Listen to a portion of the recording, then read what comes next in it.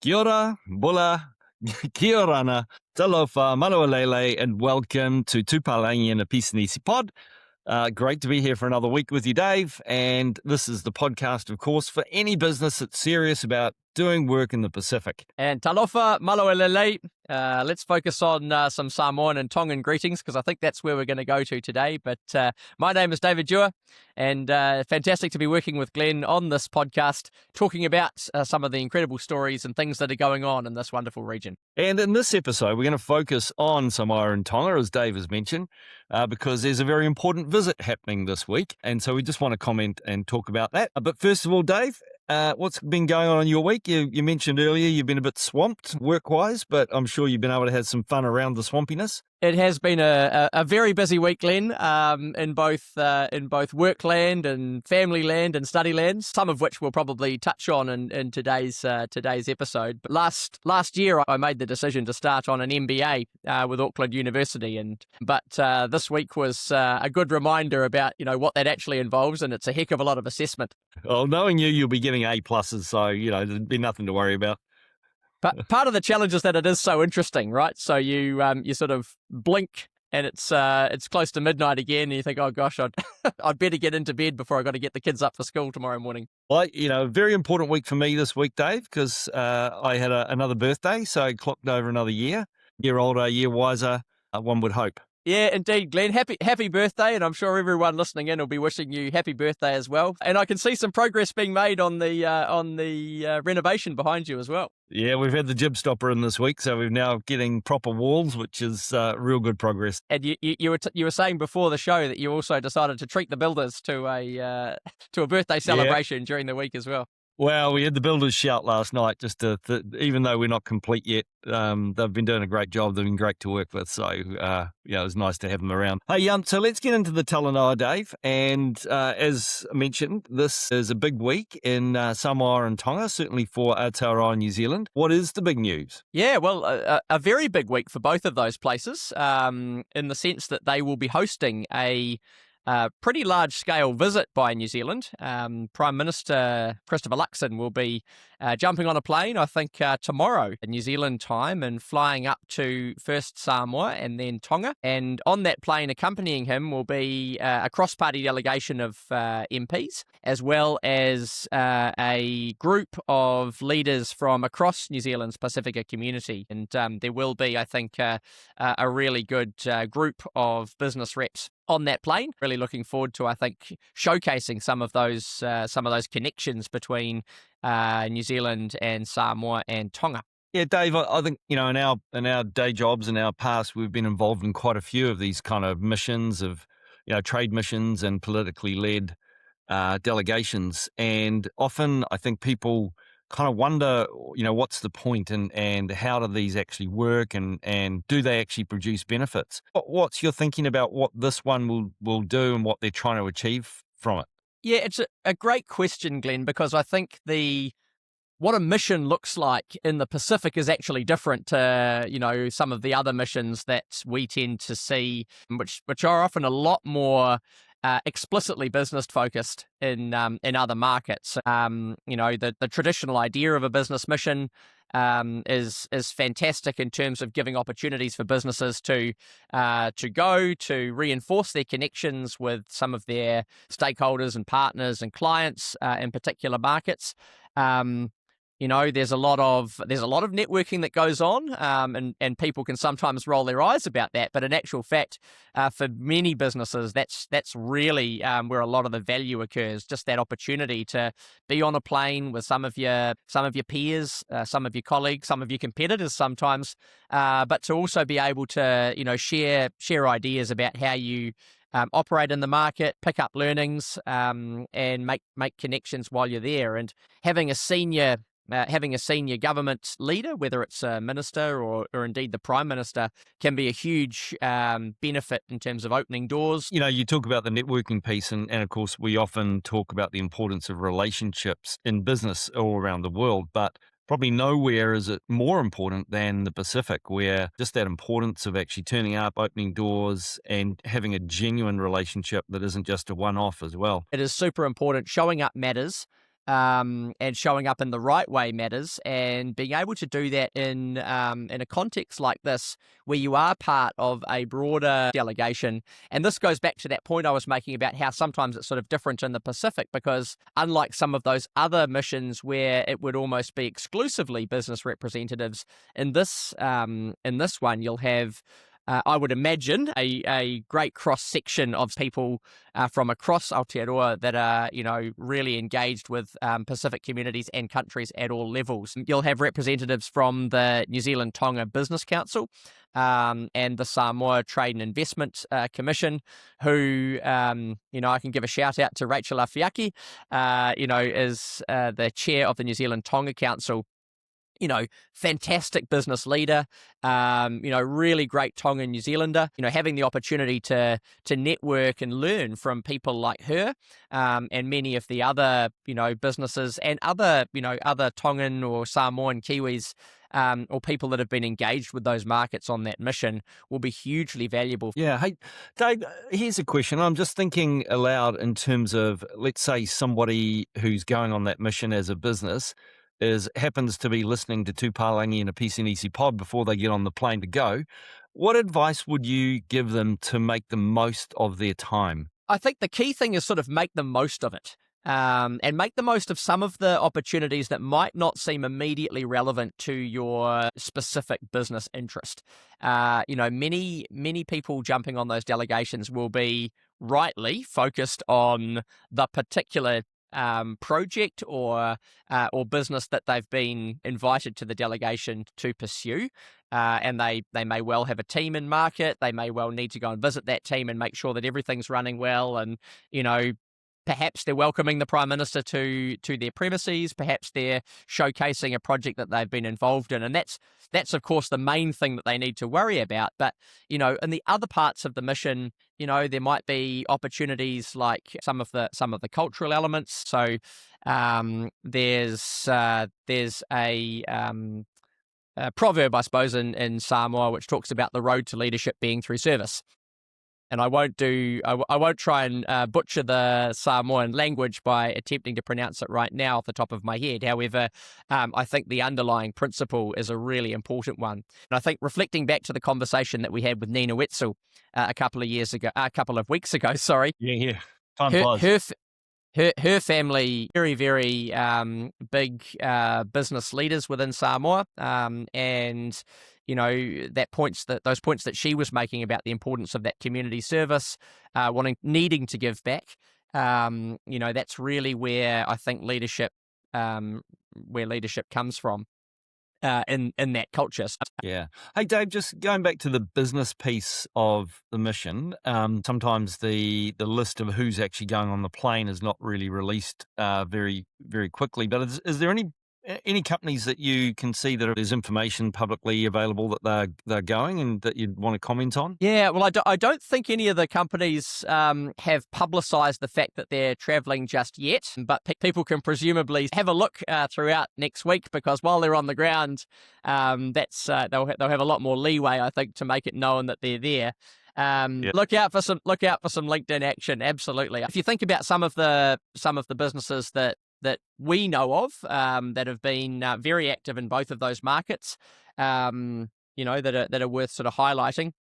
Can't say for sure whether they're there or not until they publicise it. But there was a lot of focus late last year on a business called Mackay Engineering, which is a large scale New Zealand industrial engineering business, and they have recently manufactured 5 electric ferries for Samoa, and real game changing stuff in terms of decarbonisation of water transport up into the region. Now, that was, I think, funded by the United Nations, but things like that really showcase, I think, some of the cool innovations that the business community is leading and delivering in that part of the world. Yeah, I remember seeing that announcement late last year and being really thrilled about it. I mean, great progress for I know a bit about Mackay and the work they've been doing, and they're certainly pioneering in terms of electric marine. other examples that you could sort of assume, people like, Sir Michael Jones, a name that, any New Zealander who was watching rugby throughout the 80s, 90s, early 2000s will be well aware of. The Iceman, he's a very, very prominent senior Samoan Kiwi, and a proud Samoan Kiwi, and has a great business career as well, leading the Matson shipping line across the Pacific. So I would expect to see him as It part would of that seem like delegation. it seemed like he would Yeah. be a very good delegate to have on board. It would be a great delegate to have. Hey, there's one other company that I know you've mentioned in the past that's doing work in that part of the world, which is Fero. Would you expect them to perhaps be there? Yeah, that's right. I mean, Fero's a great example as well, and of a business model that's not really as widely known outside of the Pacific as it could be. And Fero's a company that I've certainly been aware of over the years, and they have been running an outsourced manufacturing facility in Samoa for, coming up towards 10 years now. Looking at the manufacture of some reasonably sophisticated electrical componentry, wire casings and things like that then get incorporated into, various industrial, medical, many other sort of sectors, both in New Zealand and further afield. So, a good example of a business out of New Zealand that are, setting up manufacturing facilities across the Pacific, and using some of the great expertise and labour and resources that are out there in the region to make a difference into their own supply chains as well as in the local labour markets. Hey, Dave, and of course the other place the mission is heading to is Tonga, and I know in the past you've talked a little bit about the centrality of Tonga, kind of geographically, and that it has. While its economy is still developing, it actually has quite an influence across the Pacific because of its geographical centrality. What do you expect out of that part of the mission? The Tongan visits great to see happening as well. I think the Tongans, and this is my personal view, they're the great connectors. I think all Pacific people are incredible networkers and connectors, and pop up everywhere around the world and weird and wonderful places. But I think the Tongans occupy this incredible space and ability across multiple different Pacific countries. There have been testy relationships as well, certainly histories of conflict and things like that across the region. But, the historical, Tongan kingdom, and it is a kingdom run by a king, has these great connections and historical whakapapa lineage relationships into places like, from Fiji all the way down to our own country in New Zealand. So, the Tongan business community is no different.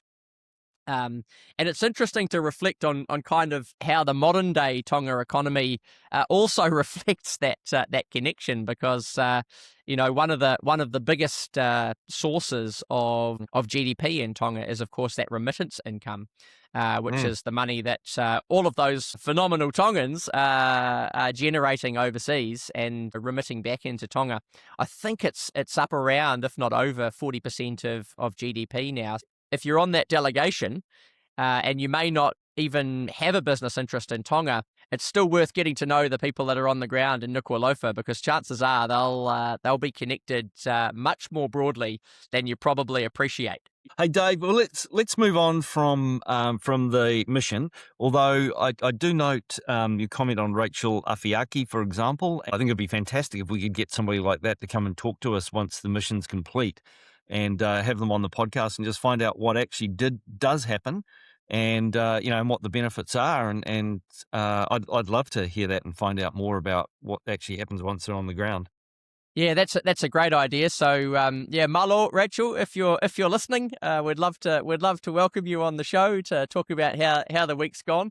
But also, I think some of those other great businesses that have been working with and in both Samoa and Tonga. Whether it's a business like Mackay or Fero that we've Yep. mentioned, or even some of the other ones that I know have been very active in the agriculture sector, for example. A business like a well-known brand like Whittaker's chocolate, which sources a lot of its cocoa out of the Pacific and particularly Samoa, or your old mate Jennifer Boggess from Oh, Halala yeah. Vanilla, which is a super cool story about Tonga-based vanilla plantation that's now used in some of the most high-end restaurants globally. Open invitation to Jennifer as well, and some of these other really cool business people that are doing some great work in both of those markets. Love to talk to you. You mentioned conflict in some of your earlier comments, and of course, it's impossible really to go any week at the moment without some reference to the impact of the Iran conflict that's happening at the moment. Last week, we talked about the sort of duality of the impact of this on Pacific nations, and there's been some reporting that really plays that out. But there are a couple of things I've picked up that are on the positive side, which are some commentary from Papua New Guinea about the opportunities that may exist for them within energy production. Yeah, well, I think Papua New Guinea is a major energy producer, and a major potential energy producer as well. And of course, one of the lesser known points about that blockade that's happening in that Strait of Hormuz is everyone's focused on the oil, but actually there's a heck of a lot of natural gas tied Mm, up in that as well. yeah, And while Papua New Guinea is probably not known as an oil producer, it has major natural gas reserves. And the forthcoming investment decision around that large, what's called the Pinyang Papua, the LNG project in Papua New Guinea, I think has major potential, not just for that economy, but the broader Pacific and the region. And of course, now we're getting a really good sense of perhaps the risk premium that maybe needs to be attached to new LNG investment and to diversified sources of those sorts of energy reserves. So I can see where Papua New Guinea is coming from. It'll, of course, be working on a time frame that hopefully is a lot longer than the conflict in the Middle East, which of course everyone hopes is resolved as soon as possible. mm, But still, I think, if you're an investor in that project, you're now getting a really, really good look as to, what the value of having a diversified LNG source would be. the other positive note, and this probably because of lag times probably isn't necessarily an impact from the Iran conflict, but I note that passenger flights to Fiji as well as the plain bellies have actually been hitting record highs still. It's good to see, right, Glenn? I think we are starting to see those dynamics play out that we referred to a week or so ago. There's a duality there, right? There's Yeah, a potential tourism uptick as yeah, people choose to holiday closer to home, and the Pacific could benefit from that. But on the flip side, one of the biggest input costs to air travel is jet fuel, and yeah, we're inevitably gonna see increases there. yeah, I think a lot of those places around the Pacific, they still run on they run a bit more.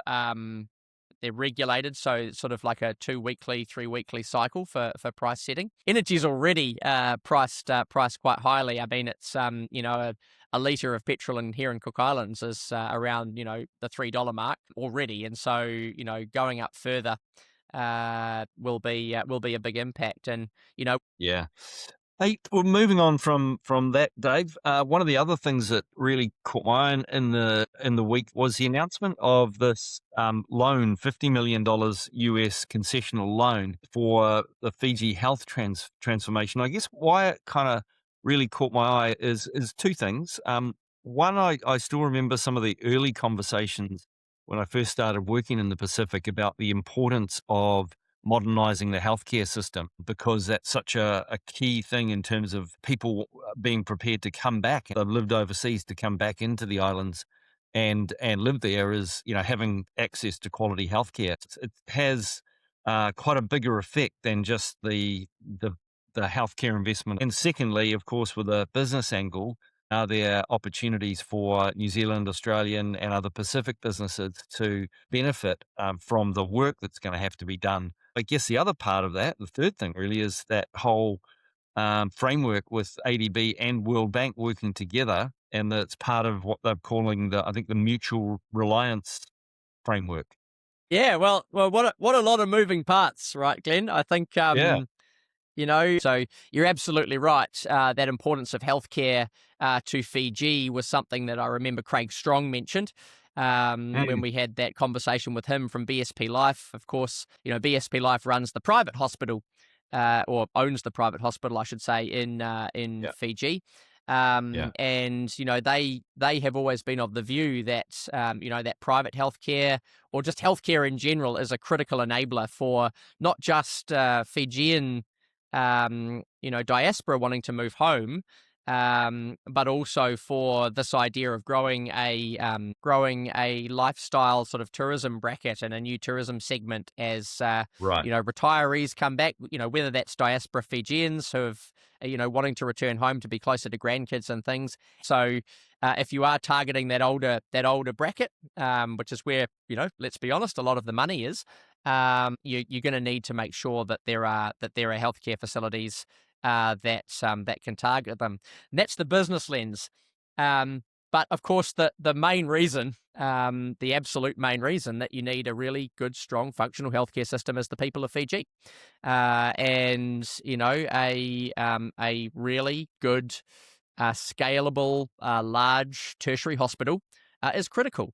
And ever more so critical with the rising sort of health challenges that we're seeing across the region, whether it's dengue, whether it's HIV, which is a real challenge there, or non-communicable diseases, plus all of the other general ailments. Keeping your population happy and healthy is just absolutely critical to economic development. So, Fiji has some pretty good infrastructure there, really good foundation to build on, but it's old. The Right. Colonial War Memorial Hospital. I mean, even the name gives you a sense of just how long Yeah. it's been around. Yeah. In quite dire need in some places of serious refurbishment, and a huge opportunity there for Fiji, not just for its own people and its own economy, but as its role as a regional centre. And it was great to see that highlighted, I think, in the ADB announcement. So, and it's working together with the World Bank. The two banks, as we've noted before, do work collaboratively on many other areas across the Pacific. So great to see that collaboration happening and coordination, because this is a huge project. We're talking about, and I saw some of the numbers at the World Bank presentation we had last week, and well over 100 million USD earmarked for that project. But if you talk to people that can conceive of the total scale of what's required, it's in the billions. Right. Building a large scale tertiary hospital, a world class one, just doesn't come cheap. So there's a lot of investment still to be found. Mm. But also, I think, as you've mentioned, a lot of opportunity there for Pacific businesses, as well as Kiwi and Australian ones, to bring their best know-how, expertise, and capability into that job. You've become pretty good at breaking news recently, Dave, and I saw that the Panguna mine deal has now been properly announced. And I know some weeks ago you talked about this in Papua New Guinea, and you indicated a belief that this might go to an Indian company, and that has now been announced. I picked up on that news, or at least that earlier discussion about the Panguna mine, from listening to the really, really good ABC podcast Pacific Beat. They were talking about that back a couple of months ago, and so I did a little bit more digging into it. But the Panguna mine, for anybody kind of listening in, is a name that will be probably familiar to anyone that followed PNG. It was really at the epicenter of the tragic conflict that occurred in Bougainville at the turn of the century, around 2000. It's sort of lain dormant. Since then, there's a lot of economic potential there. It's a massive mine. But also I think a lot of controversy around it, a lot of competing claims from local communities on the potential proceeds, and of course it's a major plank in the autonomous government of Bougainville's plans for full self-determination. And of course there's an ongoing discussion between the Papua New Guinean government in Port Moresby and the government in Bougainville about the process for that. And but as a minimum, you'd have to say that progress on the mine is good to see. It's been confirmed this week that Lloyds Metals has been confirmed as the partner, and formalised it as the operator. It won't own the mine, of course. The government will still own the mine, or at least a very, very significant shareholding, but it will be the operators. And of course, getting a mine back up to full operational capability is going to take a lot of partners and a lot of people that need to be involved. So definitely one for anyone in that industrial sector from around the region to be quite well focused on. Sounds like there's still a lot of complexity to work through, but I guess that's the nature of a big business operation, particularly something like mining in the Pacific. But we'll keep an eye on that as things progress. Right, so this week, Dave, we've kind of covered or previewed the New Zealand Prime Minister's mission to Samoa and Tonga. We've talked about the impact of the conflict in Iran, and we've covered healthcare in Fiji and what impact that might have across the region. So it's been wonderful to talanoa with you again about business in the Pacific, Dave. And would you read us out? Thank you, Glenn. Great talanoa, as always, and really, really have enjoyed hearing some of the feedback from those that have been listening in. Please keep listening. Please subscribe and tell your friends about the show. And as ever, we welcome suggestions or thoughts about some of the other people and organisations and business opportunities that we could cover. Feel free to get in touch via LinkedIn, WhatsApp, Viber. You know where to find us, or of course through our email address, 2.palagi, Palagi, at gmail.com. We just really love hearing your feedback. In the meantime, however, this has been Tu Palangi in a Pisinesi pod for the week ending 14th of March.